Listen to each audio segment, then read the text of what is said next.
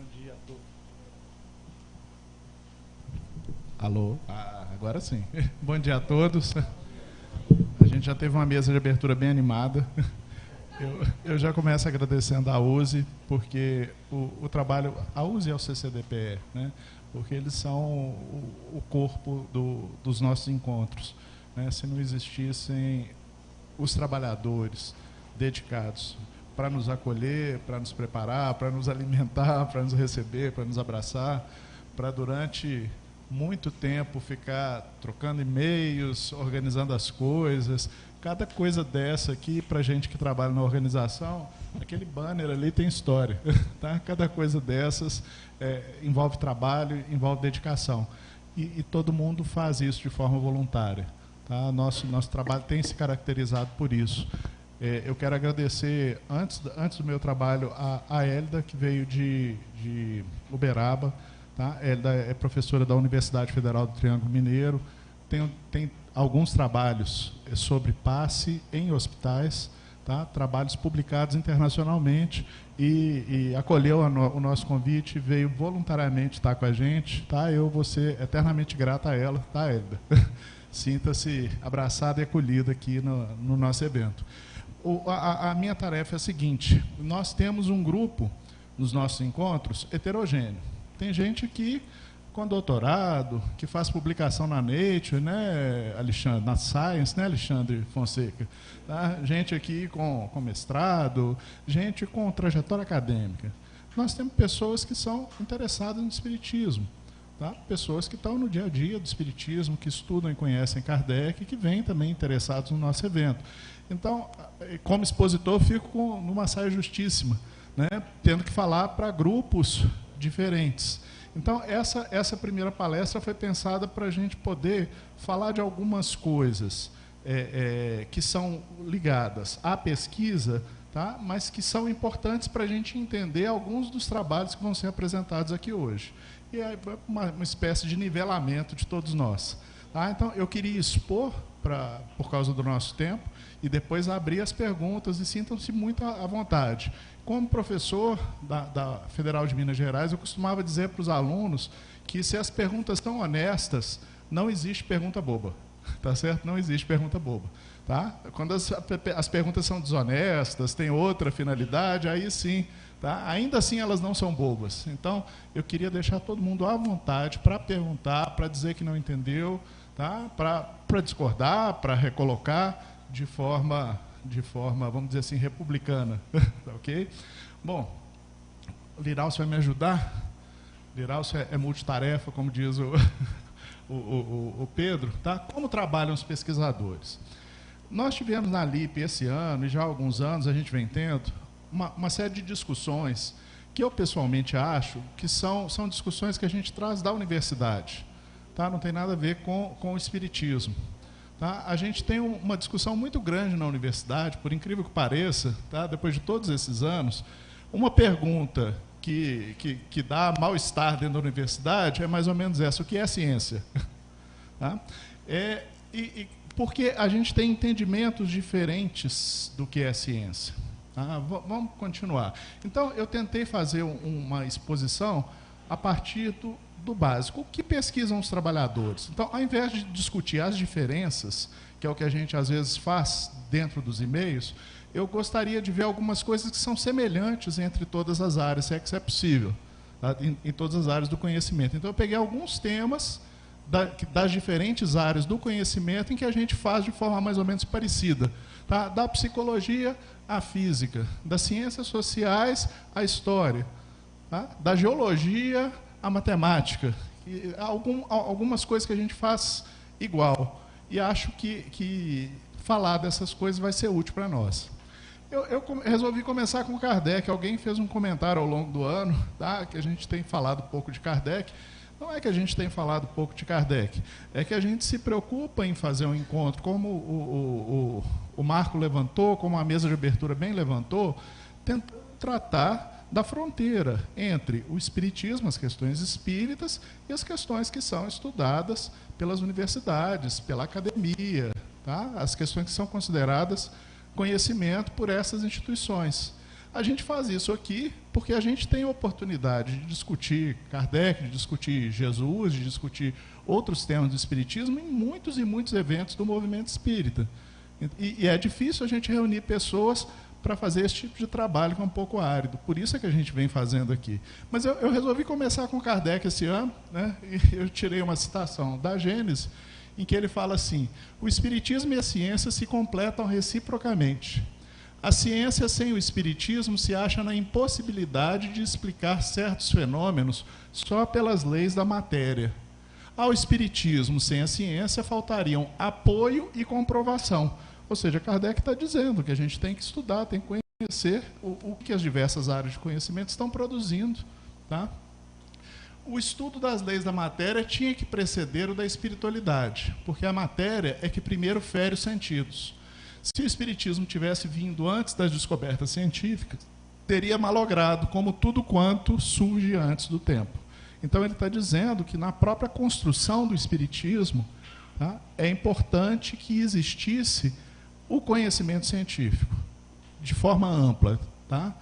Eu queria fazer uma diferença entre metodologia da pesquisa e uma palavra que é uma área da filosofia chamada epistemologia. Tá? A epistemologia é uma área que pode ser entendida em sentido amplo. No sentido amplo, ela é a mesma coisa que teoria do conhecimento.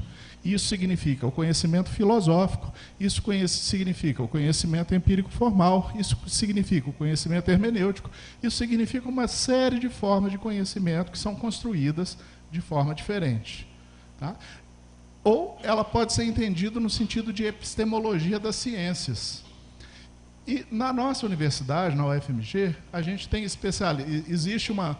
As ciências, elas vão trabalhando de forma diferenciada. Então, o próprio pessoal da filosofia sabe que quem é especialista em epistemologia das ciências naturais, que são a física, a química, a biologia, tá? Tem dificuldade de passar pela área da epistemologia das ciências humanas e sociais, que trabalham de forma diferente. Eu não pergunto para uma pedra o que ela sente, mas eu posso perguntar para uma pessoa o que ela sente. Tá? E tanto a observação da pedra quanto a resposta que a pessoa me dá podem ser tratadas de forma a gerar conhecimento. Então, são métodos diferentes, às vezes iguais, às vezes diferentes, de abordagem de construção do conhecimento. Na epistemologia, como é uma área da filosofia, a gente vai tendo construções. Os físicos trabalham assim. Então, os físicos, eles trabalham observando fenômenos repetitivamente até encontrar um padrão. É o indutivismo. Aí chega um epistemólogo e fala assim, não, eu troquei correspondência com Einstein, Karl Popper. Tá? Os físicos não trabalham bem assim, não.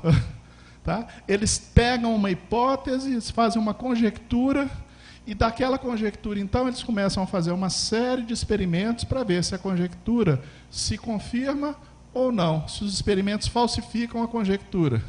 Aí chega um outro filósofo e fala assim, não, os físicos não trabalham assim, não. E eu posso continuar, gente, eu posso continuar aqui citando filósofos da ciência, um após o outro, que têm pontos de vista diferentes de como é que a filosofia, como é que as ciências trabalham. E é preciso que a gente tenha essa sensibilidade para não trazer essas brigas para o nosso fórum.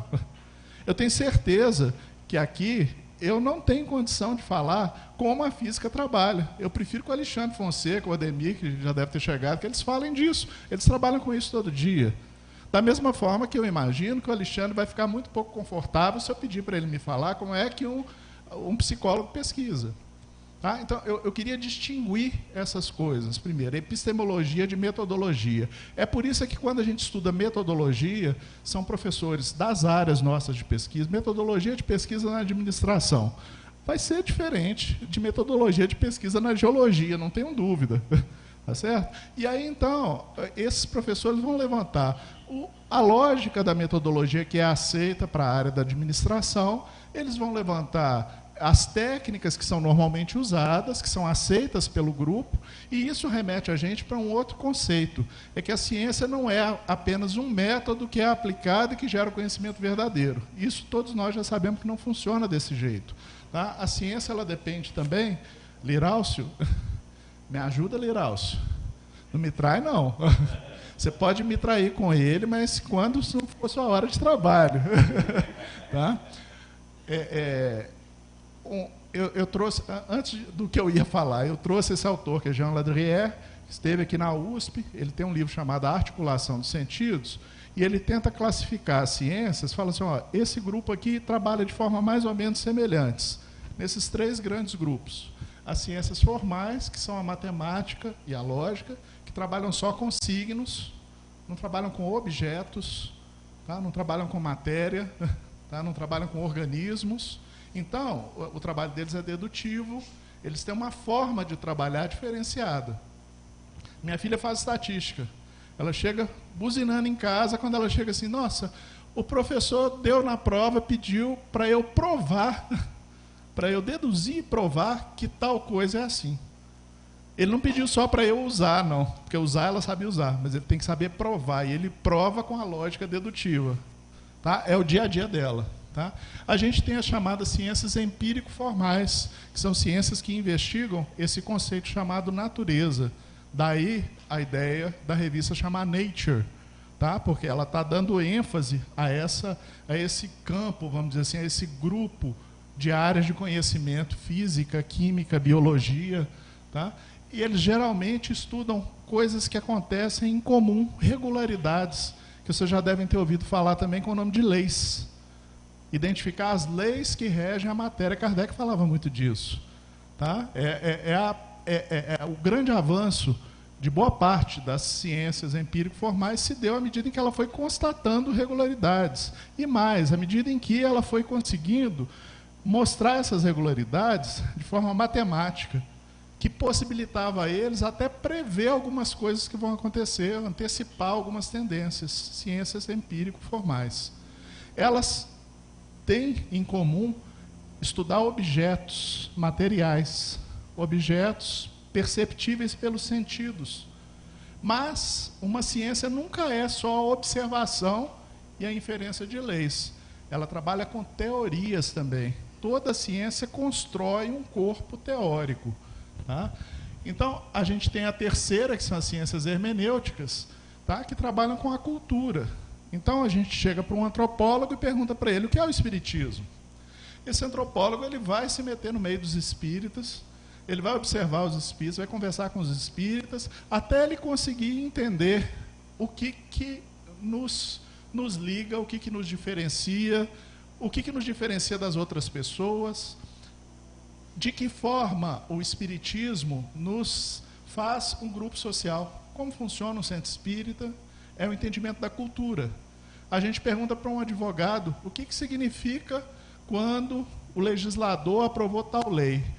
Ele vai ter que partir da compreensão do espírito da lei. Qual é o significado da lei, qual é a intenção da lei, o que existia por detrás.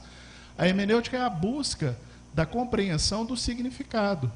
Se a gente vai atrás de um teólogo e pergunta por que Jesus disse amai-vos uns aos outros, ou por que ele disse amai os vossos inimigos, quem eram os inimigos? Ele vai ter que fazer todo um trabalho para compreender isso. Já está na minha hora? Não, não preciso. Então, aqui, dessa área das ciências, eu posso estudar não apenas leis, mas também singularidades.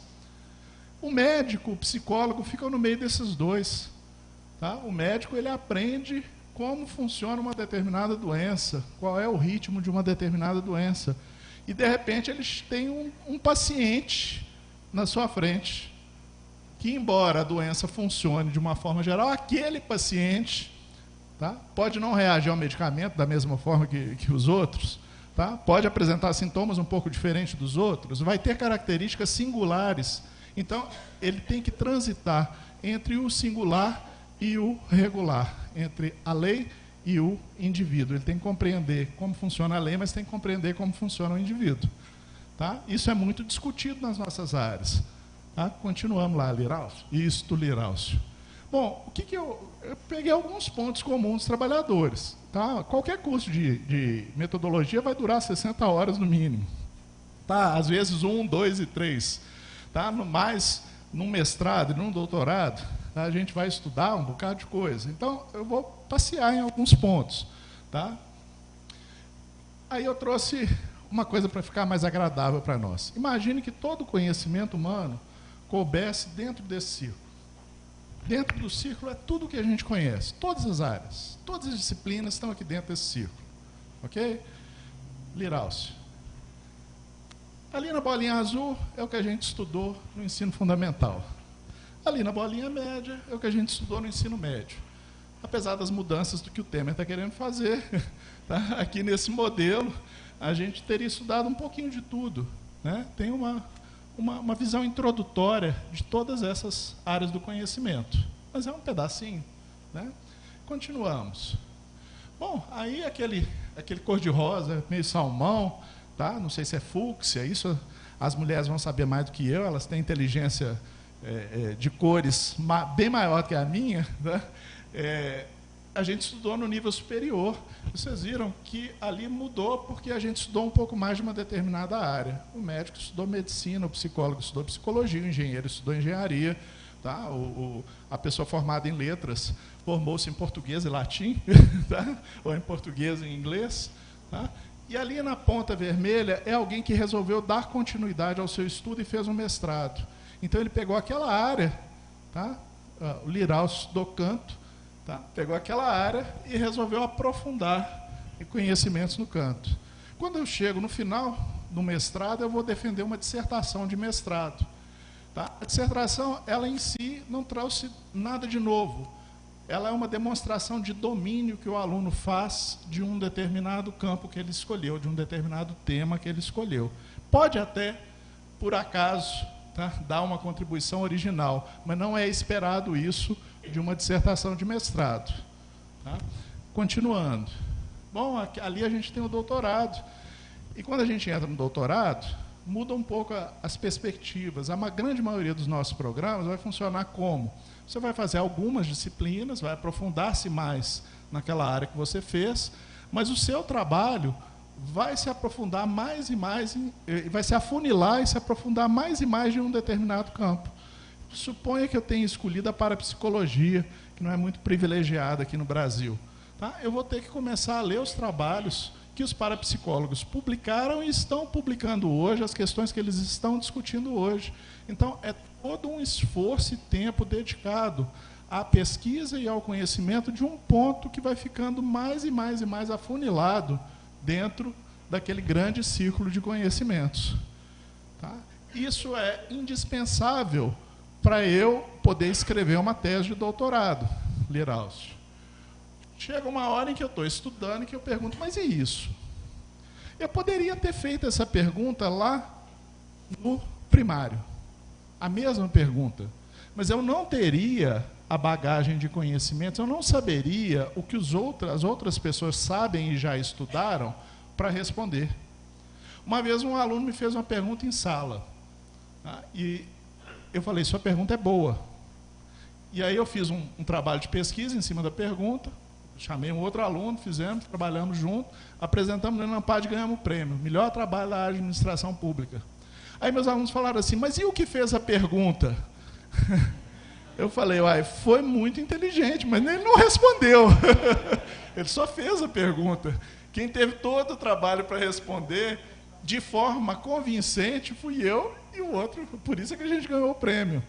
Então não basta a gente fazer uma pergunta boa, é preciso a gente ter uma bagagem capaz de dialogar com quem vem pesquisando naquela determinada área para a gente poder obter uma resposta que seja convincente.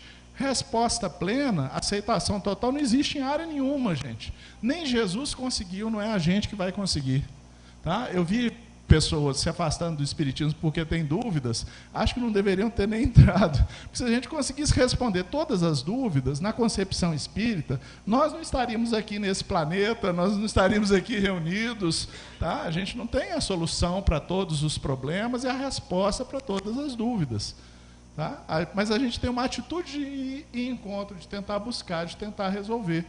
Tá? Esse tem sido a nossa grande base, a nossa grande busca. É um percurso, é uma busca. Ser espírita é uma busca, não é um atingimento de um estado pleno. Tá? Nós não atingimos nenhum estado pleno. E aí vocês estão vendo aquela pontinha ali? Aquela pontinha ali significa que esse pesquisador descobriu um limite do conhecimento que existe, tem uma pergunta e pode tentar organizar uma pesquisa para responder essa pergunta. Ok? E aí, então, Liraucio, quando ele consegue responder essa pergunta, convencer uma banca com 5 pessoas, especialistas, tá? que vão avaliar não é só o que ele respondeu, mas se ele tem background para o que ele fez, se o que ele fez está coerente ou consistente ou não, de ouvir 1 milhão de críticas. Alguns programas ainda exigem que você publique, ou seja, depois de enfrentar a banca, você ainda vai enfrentar um corpo de pareceristas de uma revista que não te conhece, não sabem quem você é, para a gente não ter problemas pessoais misturados com problemas em avaliação de conhecimento. Aí sim a pessoa ganha um título de PhD. PhD é só isso, gente. No Brasil, quando a gente fala doutor, as pessoas ficam incomodadas, porque a gente tem uma cultura em que advogado é chamado de doutor, médico é chamado de doutor. Então, doutor é um lugar de poder. Tá? Para a universidade, não. Doutor é só uma marca de saber. E vocês estão vendo que é um saber bem pequenininho, né? Olha aqui, o PhD, passa aí para nós, Liraucio. Olha lá o que o PhD fez e olha lá o que se sabe. Tá? Então, aquela imagem de que o doutor da universidade sabe tudo, pelo contrário, dentro da universidade a gente sabe que o doutor é doutor no campo dele. Um doutor que está ali, ele pode não poder ocupar uma cadeira de ensino de uma área que está ali do lado, porque ele não entende nada do que está ali do lado. Ok, gente? Eu queria deixar isso claro. Isso não é para desvalorizar os PhDs. Vocês estão vendo todo o trabalho que a pessoa teve para poder chegar até o PhD. Mas é para a gente não idealizar os PhDs. Tá? Nós não devemos idealizar os PhDs. Então, eu tenho certeza que o Alexandre sabe muita coisa de grafeno. Eu não sei nem o que é grafeno, Alexandre. Ah, você tem coisa publicada, você entende. Eu não sei nem o que significa a palavra. Tá? Mas eu imagino que se eu chegar para ele e falar para ele de qualquer coisa da área de psicologia analítica, ele vai ficar boiando. Ele já fez assim com a mão lá. Tá? Se eu começar a perguntar para ele sobre sombra, tá? Ele não estudou isso. Como é que ele vai falar sobre isso?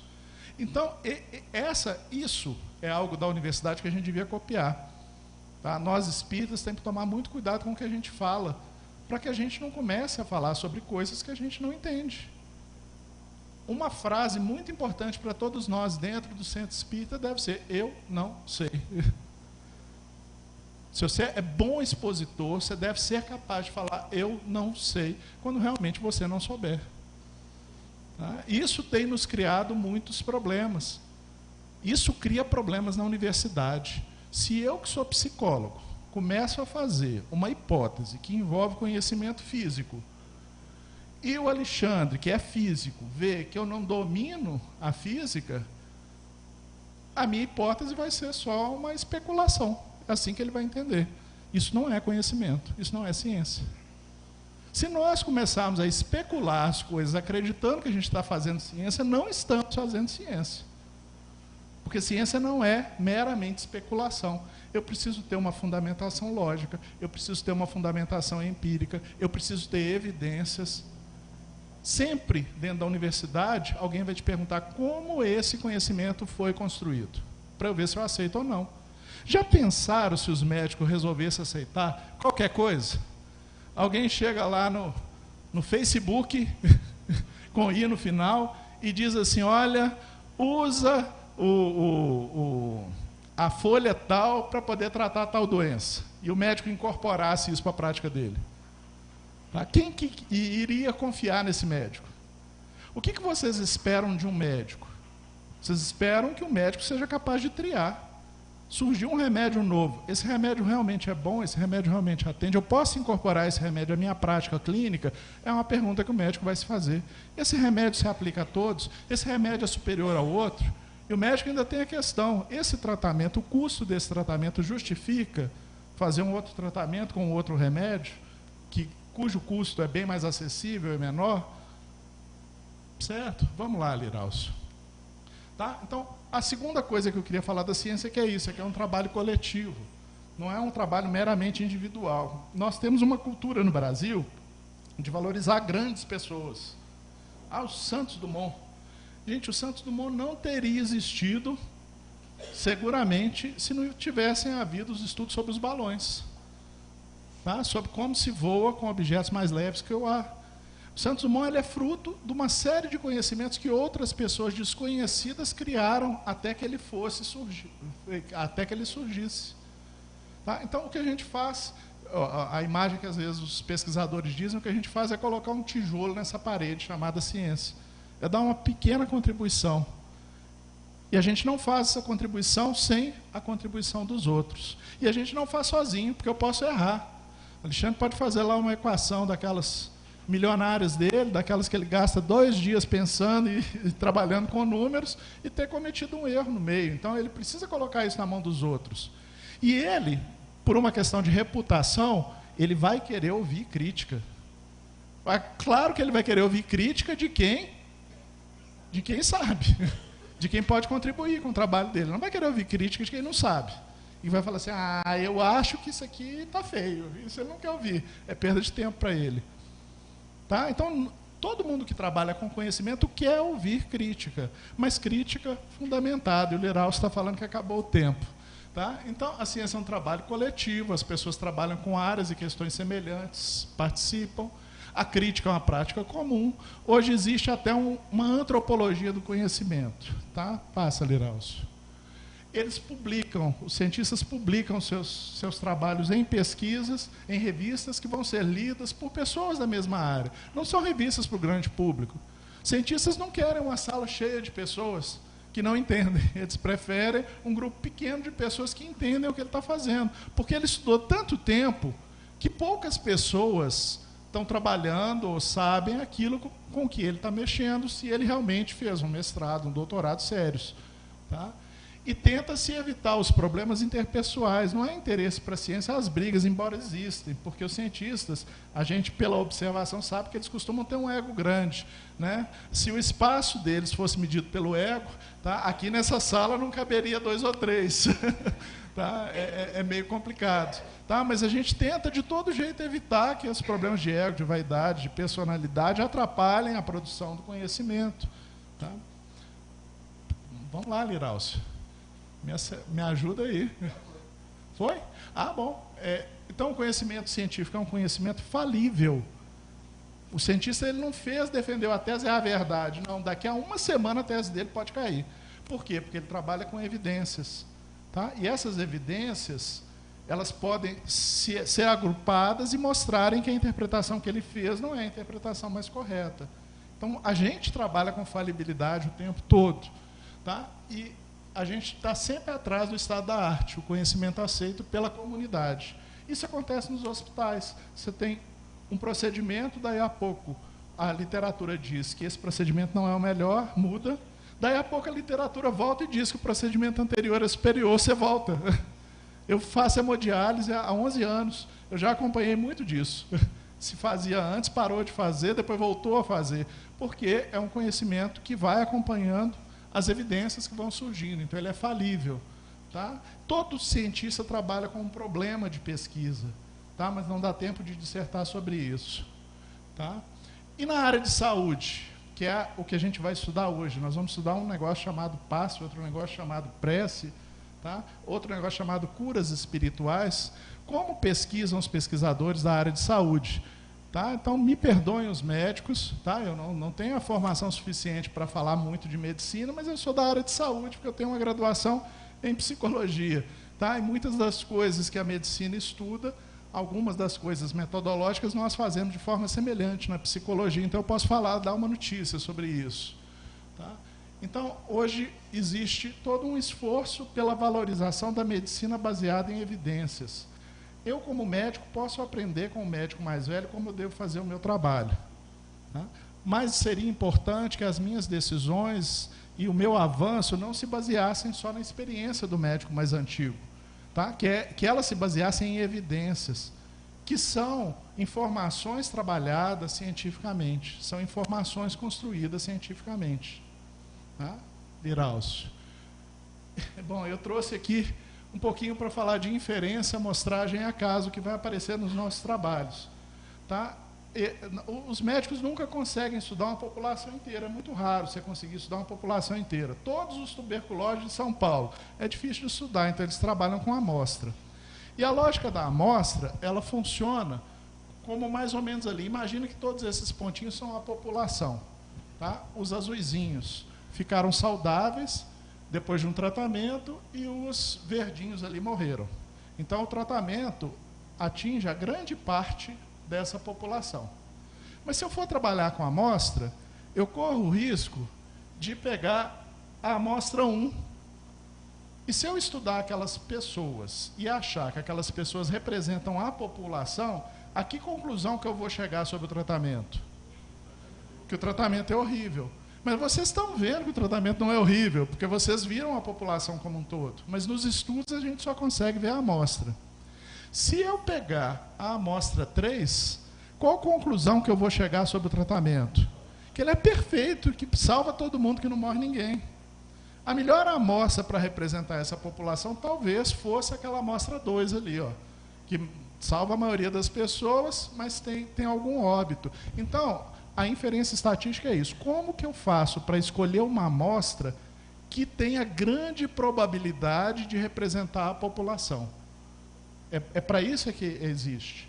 E os estatísticos dizem assim, se cada uma dessas pessoas tiver igual oportunidade de entrar na amostra e eu sortear o acaso, em cada 100 amostras eu vou conseguir 99 amostra 2.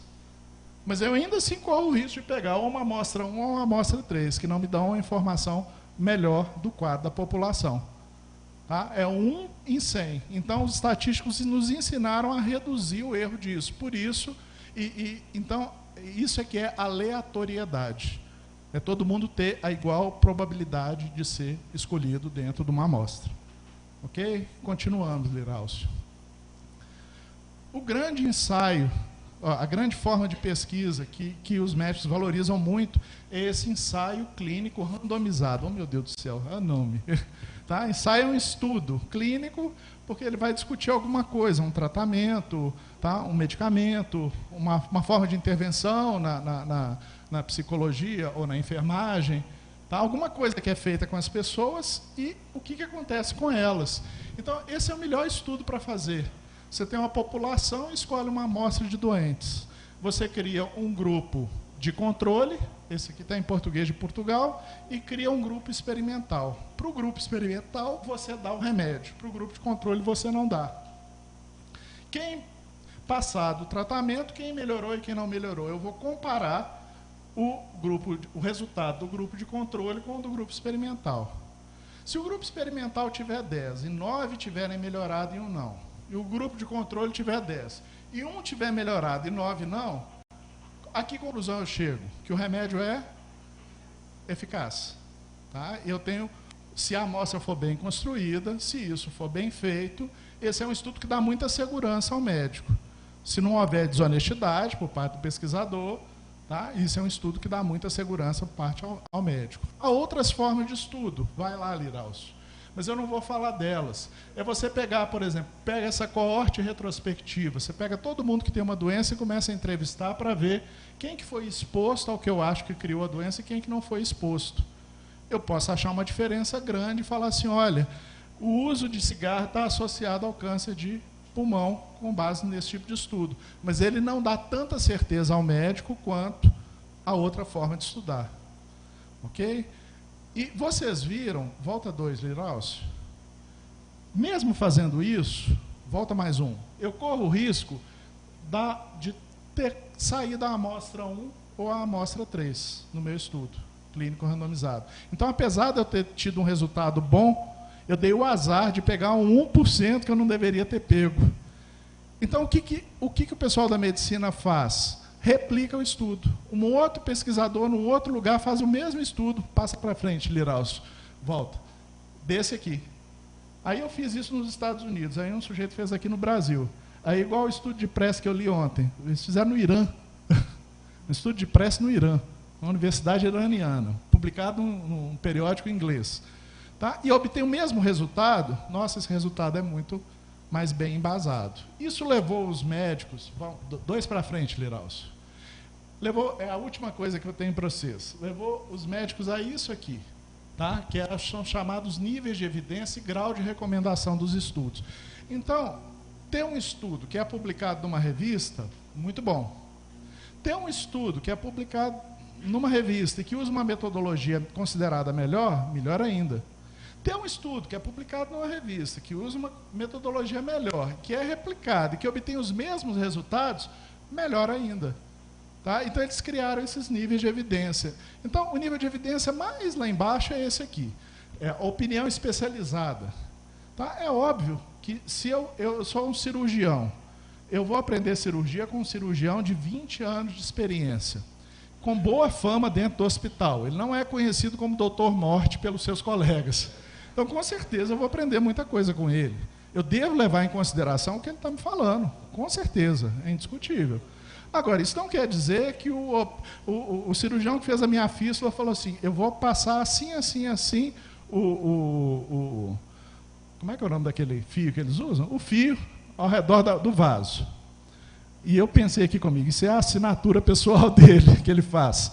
Aí eu perguntei para ele, tem estudo sobre isso? Ele, não tem nenhum estudo. Eu falei, não, pode fazer. Por quê? Porque eu sei que ele já fez com um monte de gente e ele continua com boa reputação. Então eu sei que se não fizer bem, mal não vai fazer. Mas eu não sei se aquilo que ele fez faz bem, apesar dele ser um grande cirurgião. Percebe? Então, a gente vai além da opinião do especialista. Eu posso, a medicina, a área de saúde, discute séries de casos. Quando o médico pega uma doença muito diferente, ele relata o caso, como que ele tratou e o que foi que aconteceu. E como é algo que não é visto pelos colegas, isso é importante. Mas, com certeza, um caso que o médico tratou não é suficiente para tomar uma decisão se aquela é a melhor prática ou não é a melhor prática. Eu posso ter o nível 3, o grau de recomendação B, em que eu tenho aqueles estudos que a gente fez. São os estudos, aqueles segundos, que eu não deu muito tempo de eu falar sobre eles. Retrospectivos, prospectivos, em que não fica muito clara a causalidade. Em que se sugere, mas não fica muito clara a causalidade. Mas se eu tenho 2, 3, 4 desses estudos, eu atinjo o grau 2A, que é a revisão sistemática de estudos de coorte. Eles vão encontrando a mesma coisa. Então, apesar de eu não ter clareza da causalidade, eles ajudam. E lá em cima, eu tenho esse SR, aí é o estudo controlado randomizado. Eu prefiro aleatório. Tá? Amostra aleatória, ele é controlado. Você pega um grupo, a diferença desse primeiro grupo para o segundo é só o tratamento, o resto é tudo igual. Então, se eu tenho resultados diferentes, a não ser que haja alguma variável totalmente desconhecida, tá? É aquilo ali que está fazendo o resultado. Tá? E hoje ainda existem as chamadas meta-análises, que são as revisões sistemáticas, é o nível mais alto que a gente tem, em que eu pego um monte desses estudos, tipo SR, um estudou 100 pessoas, o outro 200, o outro 500, e eu refaço os cálculos deles todos, das 100 mais as 200 mais as 500, e dou os resultados para 700, que é um resultado muito mais robusto, estatisticamente falando. Tá? Então, a gente tem essas classificações entre os estudos, a gente vai esbarrar por isso aqui ao longo do evento. Tá? Na mesa que eu e o Gilmar vamos apresentar trabalhos, a gente vai falar sobre isso. E aí eu espero que todo mundo já tenha decorado os graus de recomendação para a gente classificar os estudos. Está certinho? Está fácil? Então, tá bom. A gente tem 5 minutos, pelo menos, para perguntas e respostas. Bom, essa é a série Pesquisa Brasileira do Espiritismo, viu, Pedro? Tem 7. 1, 2, 3, 4. Tá? E o agradecimento ao CCDPE, aos colegas da LIP e à USE Estadual, que tem tornado isso aqui materializado. Tá?